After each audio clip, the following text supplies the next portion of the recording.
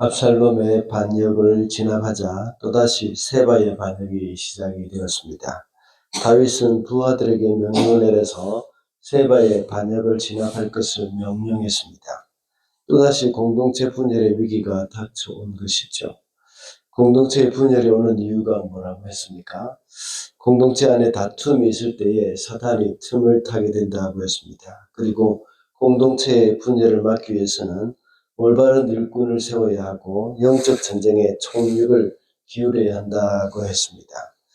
요압은 다윗의 군대 사령관으로 세웠던 그 아마샤를 죽이고 군대를 이끌고 세바의 일당을 잡으러 간 것입니다.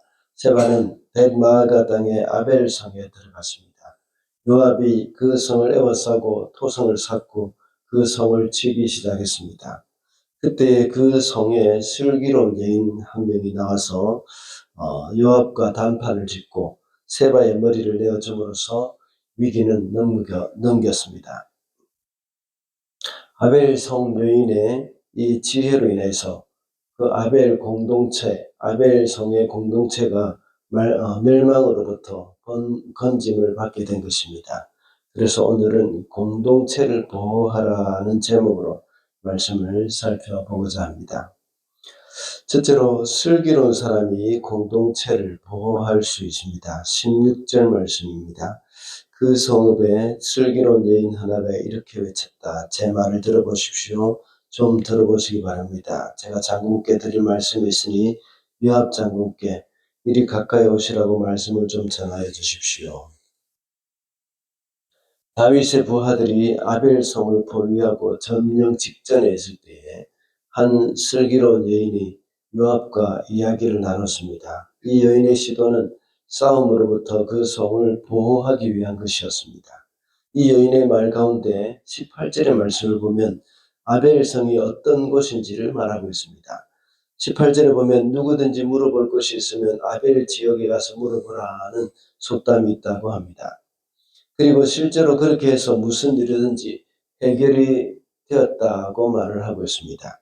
그만큼 아벨성 안에는 지혜로운 사람이 많이 있다는 것을 알 수가 있습니다.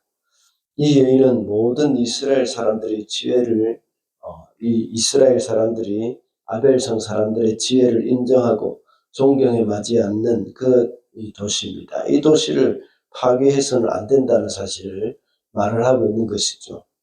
그래서 이 여인은 요압과 대화를 하면서 그 성을 구할 수 있는 방법으로 성읍 사람들을 설득해서 세바를 요압에게 내어주는 방법을 선택했던 것입니다. 이 여인의 지혜로 아벨성이 위기에서 벗어날 수 있었던 것입니다. 지혜로운 이 여인의 모습도 역시 아벨성에 지혜자가 많다는 그런 속담을 증명해 준다고 볼 수 있습니다. 또 이 여인의 말에 이렇게 동조를 해주는 것도 역시 그 사람들이 지혜로웠기 때문이라고 볼 수 있습니다. 이 여인의 모습을 볼 때 지혜로운 행동이 무엇인지 우리가 알 수가 있는 것이죠. 이 여인을 비롯해서 아벨 사람들은 세바의 반란에 동참하지 않고 하나님이 세우신 다윗을 왕으로 섬기는 사람들이 된 것입니다.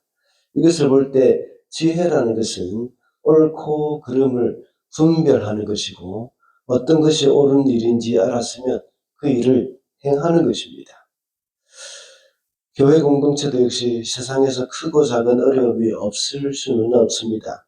그럴 때마다 지혜로운 자들에 의해서 공동체를 보호받을 수가 있습니다.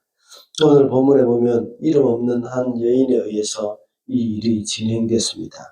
우리가 잘 아는 아비가일도 역시 다윗을 모독한 그의 남편 나발의 잘못으로 인해서 온 집안이 망하기 직전이었습니다. 그렇지만 아비가일의 지혜로 인해서 집안을 구했던 일이 있었죠. 그러므로 공동체 안에서는 직분자만이 지혜를 가져야 한다고 생각할 수는 없습니다. 이름 없는 한 여인과 같은 이런 사람들도 역시 공동체를 보호할 수 있는 지혜가 있다는 것을 우리는 알아야 하겠습니다. 누구든지 옳고 그름을 분별하고 이 일을 행하는 그런 지혜자가 되어야 하겠습니다. 둘째로 공동체를 보호하기 위해서는 문제의 뿌리를 제거해야 합니다. 22절 말씀입니다. 그런 다음에 그 여인이 온 주민에게 돌아가서 슬기로운 말로 설득시키니 그들이 비그리의 아들 세바의 머리를 잘라서 요압에게 던져주었다. 요압이 나팔을 부니 모든 군인이 그 성읍에서 떠나 저마다 자기 집으로 흩어져서 돌아갔다. 요압은 왕이 있는 예루살렘으로 돌아갔다. 아벨성의 여인이 요압과 협상을 한 후에 성읍 주민들을 설득시켜서 세바를 죽여 그 머리를 요압에게 던져주었습니다. 그제서야 요압은 군사들을 철수시켰고 그 성은 평화를 되찾았습니다. 문제를 일으켰던 한 사람이 제거됨으로써 이스라엘 백성들의 불필요한 피를 흘리지 않고 평화를 되찾을 수 있었던 것입니다. 때로는 우리 공동체 안에서 여러 가지 위기를 일으키는 뿌리 이런 것들을 발견할 수 있습니다. 초대 교회의 공동체 안에서 문제가 발생한 적이 있었죠. 그 문제의 원인은 사도들이 예루살렘에 수많은 사람들을 섬기는 것이 쉽지 않았기 때문입니다. 그래서 헬라파 유대인, 헬라파 과부, 이 유대인 과부들이 구제에서 제외되는 일이 일어난 것입니다. 그 문제를 해결하기 위해서 직분자 7명을 더 뽑았다고 했습니다. 그래서 하나님의 말씀이 흥황했다고 기록되어 있습니다. 문제의 뿌리를 제거했던 것입니다.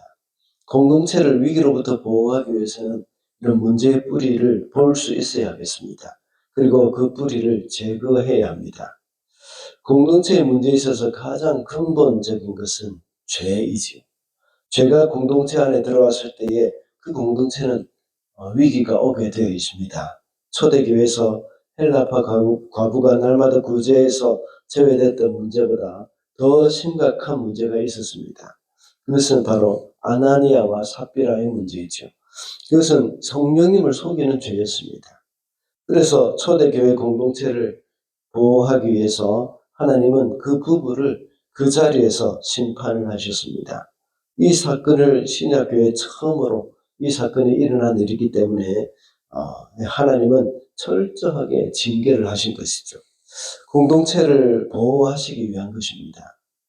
우리 한 사람도 역시 공동체의 이 구성원이죠. 한 사람 한 사람이 모두 교회입니다. 우리가 죄를 멀리하고 죄를 철저히 끊어야 하는 겁니다. 그래야 적은 노력이 온 땅에 원덩이에 퍼지지 않는 것입니다. 나 하나쯤은 괜찮을 것이라고 생각해서는 안 됩니다. 악은 흉내도 내서는 안 되는 것입니다. 마지막으로 공동체를 보호하기 위해서는 지속적인 쇄신이 필요합니다.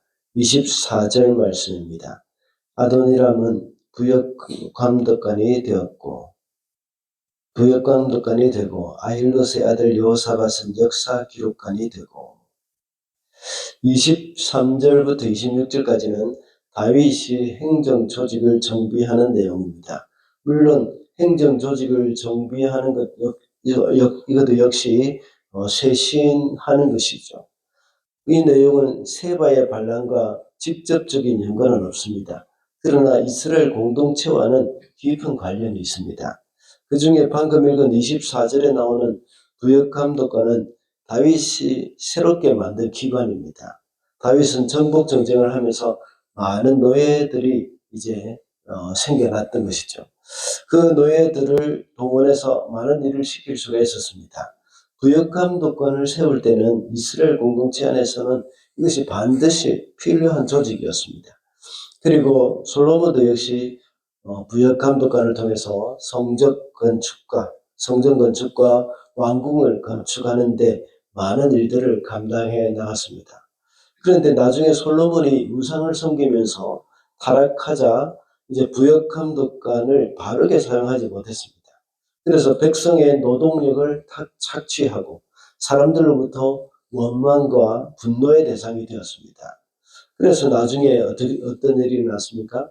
솔로몬이 죽고 르호보암이 왕이 되었을 때에 백성들이 왕을 찾아서 고된 노역에서 해방시켜달라는 그런 요구를 했습니다. 그때 르호보암은 그것을 거절했죠. 그 결과 여로보암이 북이스라엘을 세우고 마침내 이스라엘 공동체는 분열되고 말았습니다. 다윗이 세운 구역 감독관은 처음에는 역할을 잘 감당했습니다. 그리고 솔로몬 시대 초기에도 역시 유익한 기관이었습니다. 그렇지만 나중에 그것을 쇄신하지 않았을 때에 이스라엘 공동체가 분열이 되었던 것입니다. 그러므로 이스라엘 공동체를 보호하기 위해서는 쇄신이 필요했던 것입니다. 그렇게 했더라면 이스라엘이 분열되지 않았을 것입니다. 성 어거스틴은 교회는 항상 개혁되어야 한다고 했습니다. 그리고 종교개혁자 칼빈도 역시 말하기를 개혁된 교회는 항상 다시 개혁되어야 한다고 말을 하였습니다. 그만큼 교회 안에는 계속되는 쇄신이 필요하다는 것입니다. 우리 주사랑교회도 역시 늘 쇄신해야 할 부분이 있다면 과감하게 쇄신해야 할 준비가 되어 있어야 하겠습니다. 말씀을 맺겠습니다. 오늘은 공동체를 보호하라는 제목으로 말씀을 살펴봤습니다. 슬기로운 사람이 공동체를 보호할 수 있다고 했습니다. 그리고 공동체를 보호하기 위해서는 문제의 뿌리를 제거해야 하고 지속적인 쇄신이 필요하다고 했습니다. 항상 공동체를 세우고 보호하고는 그런 일에 쓰임받는 저와 여러분이 되시기를 바랍니다.